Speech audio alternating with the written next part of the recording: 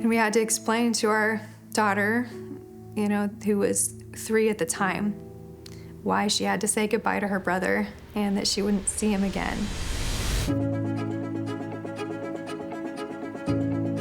My husband, Michael, and I started off as a young married couple. We knew we wanted a family someday, and I had talked to Michael about the possibility of adoption, and it was something that he knew we would consider someday. The reason I think I was always interested in adoption is because I come from a family that I've seen adoption. So when we started the adoption process, we expected that it would take a long time because it was an international adoption. We had prayed about either domestic or international, and we were open to both. The program that we qualified for because of our age, since we were young, was a country in Africa. 3 years into that process, the country closed its international program. I was 29 and my husband was almost 30.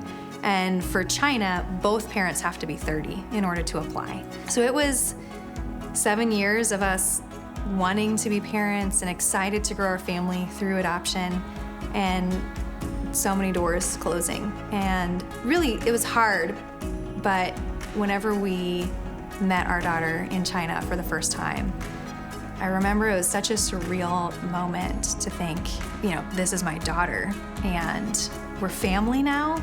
And whenever we came home from China and we were doing some routine medical checks, checking in with our pediatrician, and we ended up finding out that our daughter had cancer.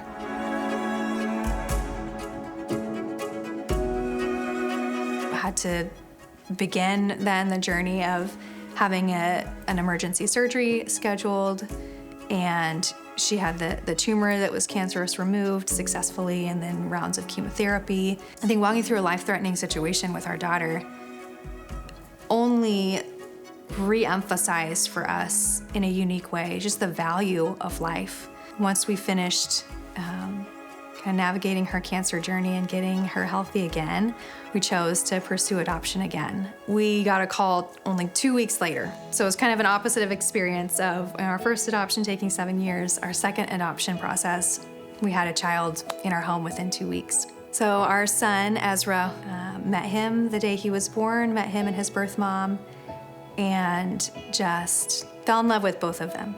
When adoption happens, there is a first family that's being torn apart.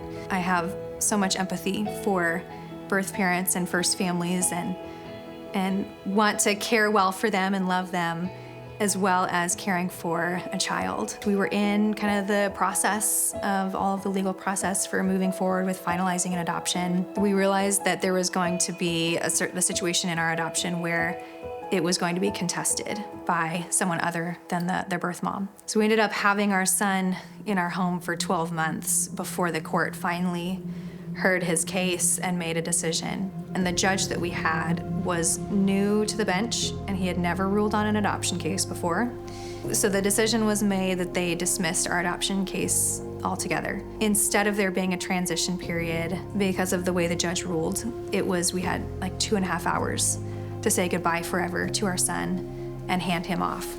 It's a unique loss because it's not a loss to death, but it was a loss in that we had a son and now we don't, in an instant.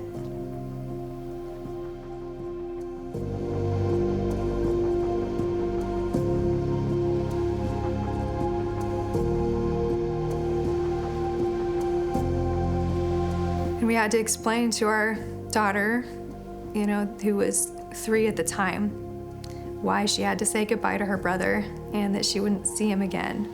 We said goodbye to Ezra and took some time to process that, but after our loss, we were ready to start the adoption process again, which was hard because we knew, stepping back into this, you're opening yourself up to the possibility of this kind of pain again.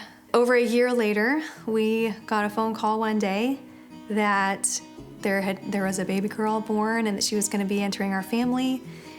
And so, like 2 hours later, we met her, and then a couple of days later, brought her home from the hospital. And with that, the adoption process ended up going forward with all of that. And so she's officially in our family. And so now we have 2 daughters through the gift of adoption. And we've started the adoption process again. So we're doing another international adoption, pursuing an adoption in India. Through my work in the pro-life space and working alongside other pro-life leaders, whenever EveryLife launched, I felt like everyone that I know was posting about it and sharing about the product. And as a mom with a young baby, I was immediately interested because I was like, I actually need diapers. And I didn't know many diaper companies were supporting abortion. With our baby, we started buying EveryLife diapers and wipes and love using the product. Getting to find a product like EveryLife that aligned with our values, we were thrilled, and we're so grateful to be an EveryLife family.